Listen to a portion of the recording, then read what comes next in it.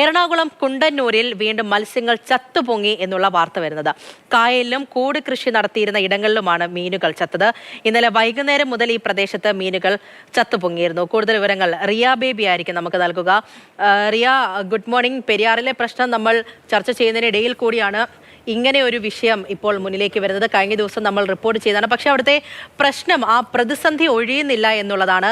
എന്താണ് അവിടെ ഇപ്പോൾ സംഭവിക്കുന്നത്? എന്താണ് അവിടെ ഉള്ളവർക്ക് പറയാനുള്ളത്?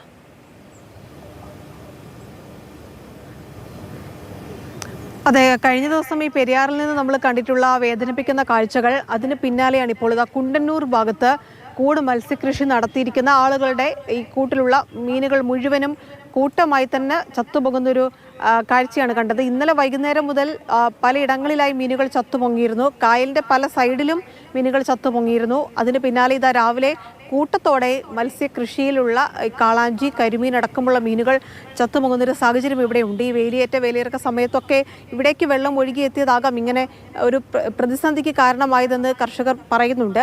ഒരുപാട് ആളുകൾ ഒരു ഗ്രൂപ്പായിട്ട് ഇവിടെ കൃഷി ചെയ്തതാണ്. CMFRന്റെയും നഗരസഭയുടെയും ഒക്കെ സഹായത്തോടെ വലിയ തുക മുതൽ മുടക്കി ഇവർ കൃഷി ചെയ്തതാണ്. അവിടെയാണ് ഇങ്ങനെ ഏതാണ്ട് ഒരുപാട് മീനുകൾ ഇങ്ങനെ ചത്തുപൊങ്ങുന്ന ഒരു സാഹചര്യം ഉണ്ടായത്. നമുക്ക് കർഷകരോട് തന്നെ ചോദിക്കാം.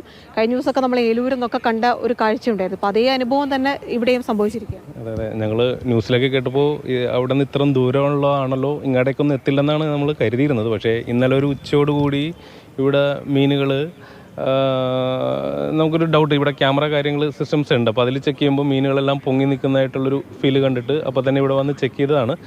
അപ്പോൾ വരുമ്പോഴേക്കുള്ള കാണുന്നതെന്ന് പറയണത് എല്ലാ മീനുകളും തന്നെ വെച്ചാൽ നമ്മൾ ഇതൊരു കൂടിൽ ഒരു 1000 എന്നൊക്കെ ഉള്ളൊരു കണക്കൊക്കെയാണ് ഏകദേശം നമ്മൾ ഇട്ടേക്കണത്. അപ്പോൾ അത് അല്പം കുറയാം, അതിലല്പം കൂടുതൽ പിന്നീടൊക്കെ ആഡ് ചെയ്യാനായിട്ട് കൂടുതൽ അങ്ങനെയൊക്കെ ഉണ്ടാവും. അപ്പോൾ ഇത് ഒരുമിച്ച് ഈ ഓക്സിജൻ ലെവൽ ഇല്ലാത്ത ടൈപ്പ്, ഓക്സിജൻ കിട്ടാണ്ട് പോലെ മേളിൽ നിൽക്കണായിട്ട് നമ്മൾ വരുമ്പോൾ കാണുന്നത്.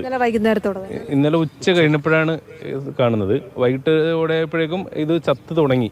വൈകുന്നേരം ആയപ്പോൾ ചത്ത് തുടങ്ങി. പിന്നെ കുറേ ഇതിൻ്റെ സ്വഭാവം എന്ന് പറഞ്ഞാൽ ചത്ത് കഴിഞ്ഞാൽ നേരെ താഴെ പോയി അടിയെ, പിന്നെ ഒരു രണ്ടാമത്തെ ദിവസമൊക്കെ പൊങ്ങി വരിക എന്നുള്ളതാണ്. അപ്പോൾ ശരിക്കും പറഞ്ഞു കഴിഞ്ഞാൽ നല്ലൊരു ക്വാണ്ടിറ്റി താഴെ പോയി കിടക്കുന്നുണ്ട്. അത് പൊങ്ങി പറഞ്ഞെടുത്ത് കളയാന്നുള്ള ഞങ്ങൾക്ക് ഇപ്പോൾ ഒരു ഓപ്ഷൻ ഉള്ളൂ. കാരണം ഈ ഉപ്പുള്ള ടൈമിൽ ഈ കല്ലുമ്മക്ക വലയിൽ പിടിച്ചിട്ട് അത് ഞങ്ങൾക്കൊരു ബുദ്ധിമുട്ടാണ്. കാരണം ആ ടൺ കണക്കിന് ലോഡായിട്ട് നമുക്ക് വല പൊക്കി ഇത് ക്ലീൻ ചെയ്യാനൊന്നും പറ്റാത്തൊരു സിറ്റുവേഷനിൽ ഇങ്ങനെ പോകുന്നൊരു ടൈമാണിത്. അപ്പോൾ അത് ഇനി അത് പൊങ്ങി വരുമ്പോൾ എടുത്ത് കളയാന്നുള്ളതാണ് അങ്ങനെ ഒരു ഓപ്ഷൻ.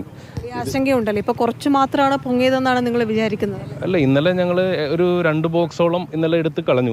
ഒരു കൂട് നമുക്ക് പൊക്കാൻ പറ്റിയത് അതിൽ നല്ലൊരു ക്വാണ്ടിറ്റി താഴെ, അതെന്ന് വെച്ചാൽ ഇത്തിരി വലുപ്പം കൂടുതലുള്ളതൊക്കെ കണക്ട് ചെയ്ത്. എന്തായാലും അവിടെയുള്ള ജനങ്ങളെ സംബന്ധിച്ച് വലിയ പ്രതിസന്ധിയാണ് ഉണ്ടാക്കിയിരിക്കുന്നത് എന്നുള്ളതിൽ യാതൊരു മാറ്റവുമില്ല.